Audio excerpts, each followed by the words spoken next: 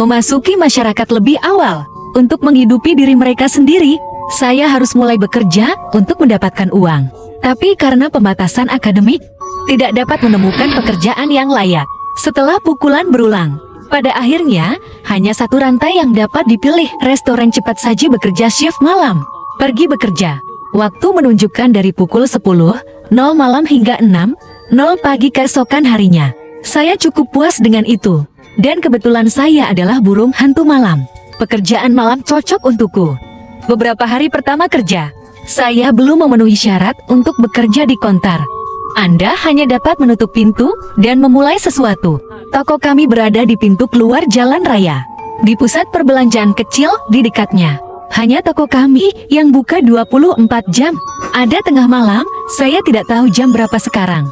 Lagi pula ini sudah larut. Aku sedang membereskan makan malam. Mendengar seseorang memasuki toko. Apakah tinggi?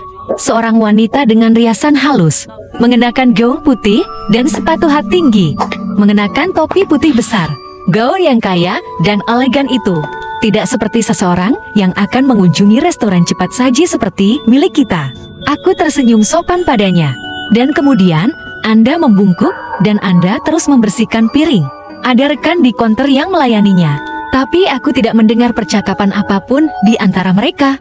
Apa wanita itu belum memesan? Setelah berkemas, aku berdiri dan melihat meja kasir dengan bingung. Tapi tidak ada seorang pun di konter. Apakah sudah keluar? Aku tidak mendengar pintu terbuka. Jadi saya pergi ke konter dan bertanya kepada rekan saya. Wanita itu pergi begitu saja tanpa memesan apapun. Rekan-rekan tidak kehilangan wajah mereka. Wanita apa? Dan saya berkata, ya, pria bertopi itu. Wanita tinggi dan cantik. Rekan-rekan saya melihat saya seperti saya bodoh. Katanya dia tidak tahu siapa yang saya bicarakan. Tidak ada yang datang untuk memesan sekarang. Aku hanya bisa berpikir, wanita itu pasti melirik menu. Merasa tidak puas, dia pergi. Tapi ini tengah malam. Bagaimana bisa seorang wanita muncul sendirian? Bagaimana dengan restoran cepat saji yang kosong ini? Untuk 1 jam berikutnya, saya membersihkan toilet, terseret ke tanah. Meskipun tidak ada seorang pun di toko, duduk dan istirahat sebentar. Tidak lama kemudian, saya mendengar suara sepatu hat tinggi lagi. Wanita yang sama memasuki toko sebelumnya. Rekan saya tidak ada di konter saat ini. Orang itu pasti bersembunyi di suatu tempat untuk merokok. Saya secara acak berencana untuk pergi dan memesan makanan untuk pelanggan sendiri. Tapi kemudian ada orang lain di depannya. Seorang wanita memiliki seorang pria di sisinya.